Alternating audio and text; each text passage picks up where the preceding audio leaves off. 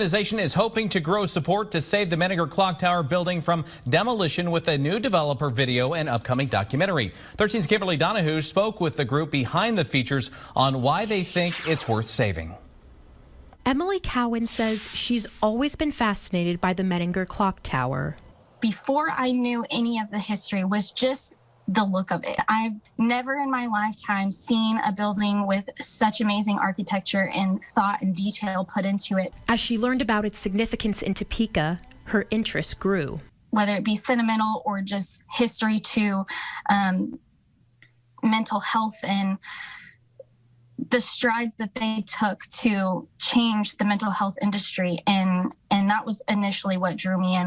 With the word the clock tower is facing demolition, she wanted to buy it some time. It shook me to my core. I was like, there's no way that I can just let that building go without doing something. There's so much that this building has to offer still, and so much that it has offered in the past, and that was what got me.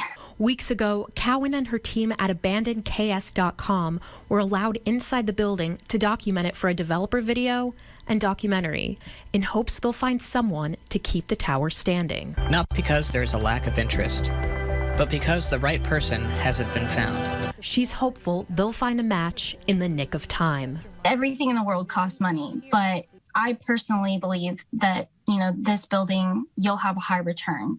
There's a whole community of support behind you that will support you in whatever chooses to be done with this building. You just have to have, the imagination to do it. In Topeka, Kimberly Donahue, 13 News.